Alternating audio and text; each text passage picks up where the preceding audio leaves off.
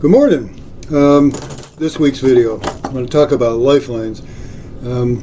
Here at Allman Sales, we do all sorts of rigging. I can replace standing rigging for you, masts. We do booms and stuff, but we have the capacity to swedge cable up to 3/8 of an inch.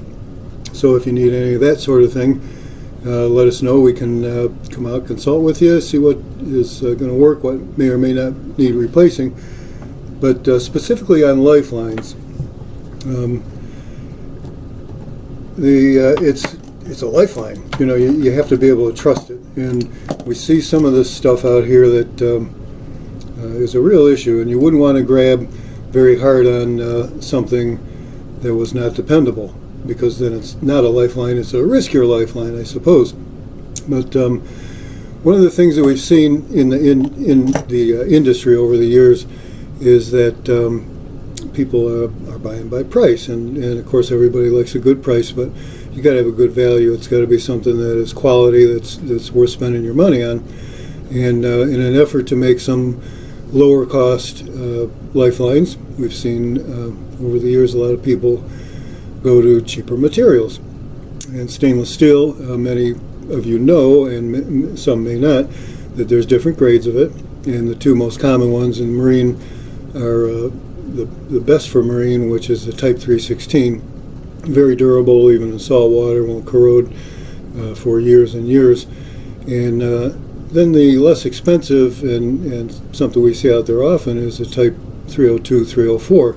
And in salt water, it's not something that I would want to use at all on my boat. It might last 2 to 5 years tops, and the way that you find out that it's not any good anymore is that your rigging or your lifeline may have failed, and somebody ends up off the boat, or your mast ends up horizontal instead of vertical. So there's been a lot of move towards 304 just for a cheaper price. And in freshwater, you know, it's going to last a little, certainly longer than in salt water, but it's still going to corrode and rust. And when you see this is a lifeline here, I'm sure you can see the rust that's starting to seep out of the end of that swedge fitting. And this is not even a swedge fitting. This one is hand crimp, and that's another thing we're going to talk about here in a second. What's happened is the wire, the way this works, the wire slips inside that fitting, and then it's, in this case, crimped down, or we use a swedge type. So you see this fitting here, that goes through rollers, and that'll roll it down tight over the wire, and it cold forms it over the cable. It's friction that causes it not to pull out, and to some degree, even inside there, if you were to cut one of these open, you would see that it's formed around the spiral of the wire. So that's what's holding that thing in there, and that's what you're putting all your weight on, and you're when you get on and off the boat, you're grabbing onto it and you're swinging on it and everything else. So it's got to be dependable. When it starts to rust, like you see here, it starts to expand, and it can actually crack a fitting like this. But even if it hasn't cracked it, it has compromised that surface that's inside there, that you're depending on good friction surface in there to hold this thing in there and to be strong. So whenever you see rust, it's really time for that piece to go. Salt water, we're thinking, even with Type 316, most riggers would recommend 5 to 7 years on replacing rigging and lifelines. 302, 304, wouldn't even go there. Just don't even go there. It's probably not safe. Hand crimp, this is for operations that don't have swedging equipment. We do, and we don't use hand crimp. These a well-done one is probably reasonably dependable, but we like to swedge. It's cleaner, it's better looking, and it's very dependable. I've taken these things. We've done work for NASA, and they've tested swedges, you know, with cable and fittings they gave us, and they broke way over what they're supposed to. So we know they're dependable. So anybody ever seen this brown lifeline? This is the result of trying to clean your lifeline cable with some sort of solvent, acetone or paint thinner or lacquer thinner or something like that. Don't do it. You're just going to make a bad situation worse. So if you're trying to clean the vinyl on there, get a vinyl cleaner. From day one, if you get new lifelines, if you can treat it with some sort of protectant that has a UV blocker in it, it'll help keep it softer so it won't crack and it won't discolor. They'll yellow, and then if you try and clean it with some sort of solvent, you get this ugly pinkish brown sort of thing. As far as the type of stuff we like to use, again, I was talking about the Type 316. That is the only cable that we'll use. 7x19 inside, coated with thick vinyl, so it's 3/16 inch cable coated to 5/16. So there's an eighth of an inch of vinyl all the way around. That's the thick coating. You can get a thinner coating than that. And then all of our fittings are Type 316 as well. I'm going to show you two Lifeline gate pelican hooks, and one is a very inexpensive pelican hook. You've seen these things all over the place. They have this little guy here that kind of goes over the hook and the end of this, and if you get it right, it's going to hook on there, and that's what's going to hold your Lifeline gate closed. This goes through the eye, and then you have to put this thing over there. Some of them have springs on them.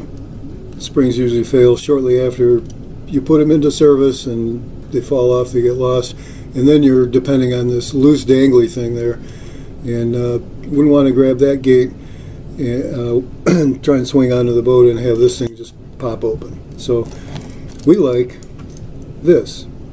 There's a couple companies that make this style, and this is our favorite, and I'm not going to name any names, but it's a quality piece, and this is actually a family-owned American company. This stuff is all made in the United States, and just really great people.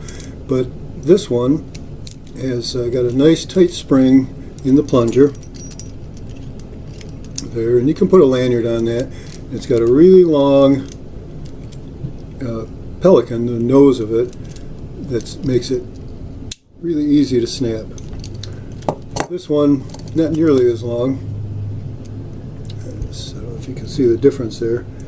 And it just does not have a very positive lock on it. So yes, these are far more costly than one of those is, but it's dependable, it'll last you. It's rebuildable. Should this spring and plunger fail, you can get a replacement for it. So you haven't spent money on something that, because a little, nickel spring inside there goes bad, you're going to have to replace, $70 pelican hook, but it's rebuildable. So this you're probably going to have for the life of your boat and whoever gets the boat after that, because we can take these, and if you redo your lifelines, we can make the new lifelines with the studs, and I won't even unscrew this whole thing because it's really long, 2 3/4 inches of adjustment on one of these, 1 3/4 on one of these, and we can put new studs on, and you can use the same pelican body. So this is a nice piece. It's on center, so the if you look at where the cable rests in there, it's right in line with the wire. So it's good, strong, easy to use piece, durable, last certainly my lifetime and most of yours. So that's something to look for. On turnbuckles, again, this was a hand crimp job here, and the turnbuckle looks pretty good. This is open body style. I like those. They're easy to adjust, positive to pin, more so than the closed bodies, which tubular, what we call tubular, which is more akin to one of these. It's in that family of hardware. But if you look at the turnbuckle, this is from one company, and then this is the one that we prefer, again, from the same people that make that. And I don't know if you can see a difference just in how heavy duty it is. And I can tell you that these people do a nicer job of finishing them. The chrome on them is not going to get pitted like this one did over the years, and it's not quite as easy to see how heavy duty this is in this profile, although it's apparent. But when you look at it this way, you really see how much thicker it is. Look it up at the top where the stud goes in, and down the sides of the turnbuckle. This is a nice beefy piece. Again, something that's going to last a long time. If you redo your lifelines later on, we can just put new studs on the end of the wire. You can use this turnbuckle body again and again and again. And there's a couple companies that make really nice ones like this. So that's something else for you to look for in lifelines.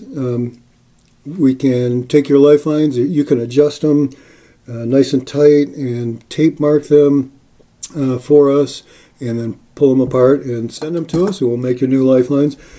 I like to come to the boat.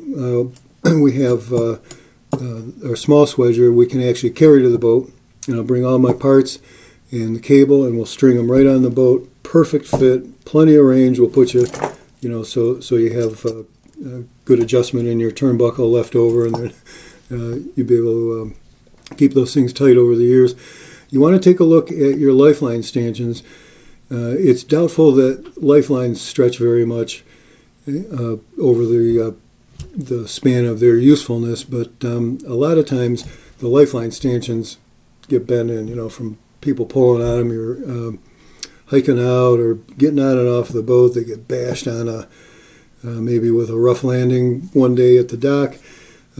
So make sure those things are solid. If you're replacing lifelines, it's a good time to take a look at those. You may even, if you have a bent one, we can get you replacements of any style that you need. So take a look at that, but make your lifelines do what they're supposed to do, is keep you safe, and we can help you do that. We do the lifelines for you, and again, any kind of standing rigging that you need. We'd be happy to inspect the stuff for you. We'll do it for free. If there's stuff that's in question, as far as standing rigging goes, we can take it further to a three-part process called a fault check, NDT or MagnaFlux. There's different products out there to do that, and some people even will take it all apart and send it off to be x-rayed. But if I see rust, you can even identify cracks. But the fault check stuff, which we can do in the shop or on the boat even, will identify cracks right away. It's even rated for nuclear power plants, if that makes any difference, if your boat's nuclear. So give us a call if there's anything we can help you out with rigging, your lifelines, and of course sails and hardware and stuff. And we'll see you again here at Allman Sails, and soon out on the water. I hear boats are getting splashed and rigs are getting put up, and we're going to go sailing.